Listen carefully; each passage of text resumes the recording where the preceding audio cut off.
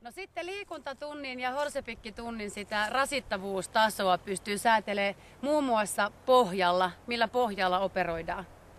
Nyt Kalle demo meille nurmipohjalla pasasia. Näytätkö meille kaunista pasasia, Kalle, nurmipohjalla? Nurmipohja on pikkusen helpompi kuin tuo äskeinen kouluratsastusalunen. Tehdään heikommalle jalalle 2 hyppyä, vahvemmalle 1. Eli Kalle heikompi on toi vasen ja silloin me reenataan vasenta vähän enemmän. Jatketaan jonnekin, Kalle saa vapaasti vaihtaa suuntaa. Jatketaan vielä vähän vaativampana 3 vasemmalle, 1 oikealle. 1, 1, 2, 3, 1, 1, 2, 3. Hyvä. Eli nurmipohja. Hyvä. Joo, riittää. Kiitos, seis tämä. Mutta sitten ehkä helpompana tulee tunti, jos pohja on vähän kovempi. Toki nyt täytyy miettiä, jos on jotain nivelrikkoa polvessa, nilkassa ongelmia, niin silloin kova pohja on huono idea. Mutta jos on terve normaali ihminen, niin mitä kovempi se pohja-alune on, niin jumppatunti on helpompaa kuin tuommoisella löllöllä koulupohjalla.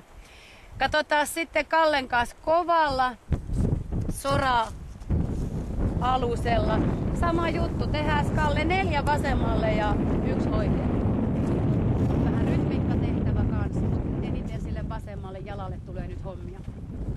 1, 1, 2, 3, 4, 1.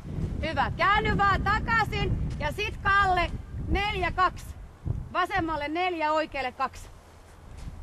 1, 2, 1, 2, 3, 4, 1, 2, 1. Hyvä.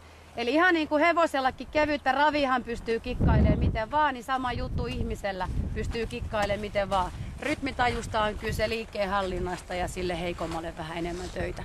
Eli se pohja, millä tehdään hommia, vaikuttaa paljon. Jos mennään vaikka uimarannalle tekemään tämä sama omparankkareeni, jos tehdään tämä liikunta salissa, homma aina helpottuu. Toki sitten ajankohta, mikä kellon aika on, mikä viikonpäivä on. Kaikki tämmöisiä pitäisi miettiä, kun vetää liikuntatunteja tai varaa liikuntatunteja.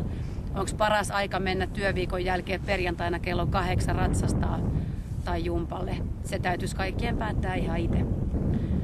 Kiitos ja ratsailta.